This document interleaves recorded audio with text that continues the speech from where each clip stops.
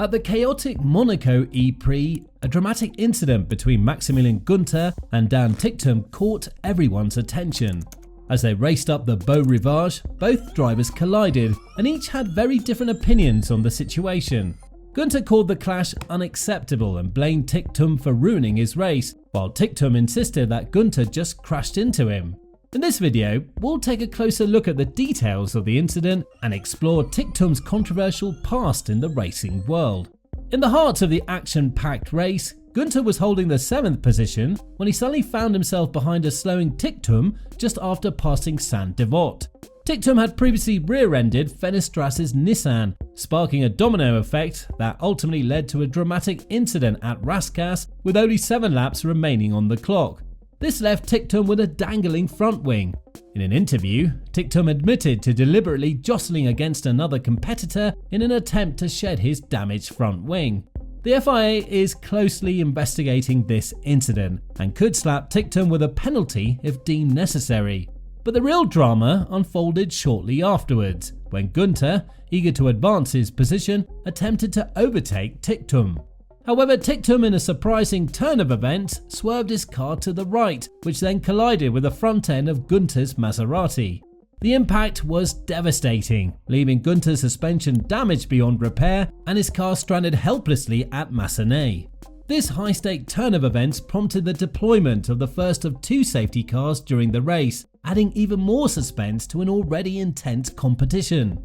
The race stewards didn't take the incident lightly, launching a thorough investigation into the collision, and it was rumoured that Ticktum had threatened to quit racing if he was penalised for the collision with Günther. But luck was on his side. After careful examination, they ultimately classified the event as a racing incident, which meant that neither driver would face penalties for their actions. Ticktum went on to place 6th in the Monaco E-Prix.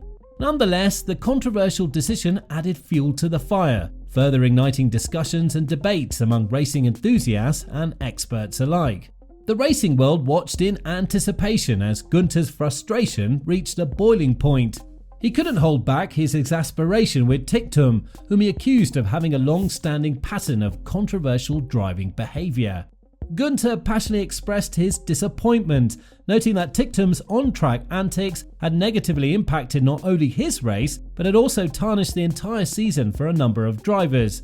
As the verbal battle heated up, Ticktum though held his ground, insisting that Günther was solely to blame for the crash and that he was merely a victim of the situation and not the perpetrator.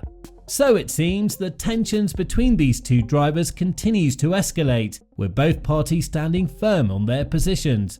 It's quite obvious that Dan Ticktum's reputation in the racing community is nothing short of notorious. With a history of questionable behaviour on the track, he's often been a magnet for criticism and disdain from his fellow drivers. Back in 2021, while racing in Formula 2, Ticktum was handed a 10-second penalty, which he called beyond ridiculous after he was found responsible for causing a collision during the feature race in Baku. Ticktum added, "I've worked my balls off since I was a young boy to try to get to Formula 1, and this is my last year to get there, and when moments like that occur, in the moment you feel like it's slipping away from you." In September 2015, Ticktum made headlines when he was slapped with a 2-year ban, with 1 year suspended, for an incident during the British Formula 4 Championship. In a shocking display of recklessness, Ticktum overtook 10 cars behind the safety car, only to intentionally crash into his championship rival, Ricky Collard. This brazen act cemented his status as one of the sport's most controversial figures. But there's more. Years later, while racing for Red Bull in Formula 3, Ticktum lost the championship to Mick Schumacher and immediately took to social media, where he resorted to name-calling and expressing to fans who disagreed with him that they had micro-penises. It's not surprising that shortly afterwards, he was let go from Red Bull Racing Team. And in an even more bizarre story, we go back to 2021, when Ticktum was driving in the test and reserve lineup for Williams' Formula 2 team. He was hoping to someday gain the spot of Williams Formula 1 driver Nicholas Latifi, but that dream was shattered when he was pulled from his test and reserve position by the Williams team shortly after news broke that he had been live streaming on Twitch and singing a song that had the words "Latifi is poo" blasting his teammate and elder. Fast forward to the current Formula E season, and it appears that Ticktum hasn't managed to shed his dubious past.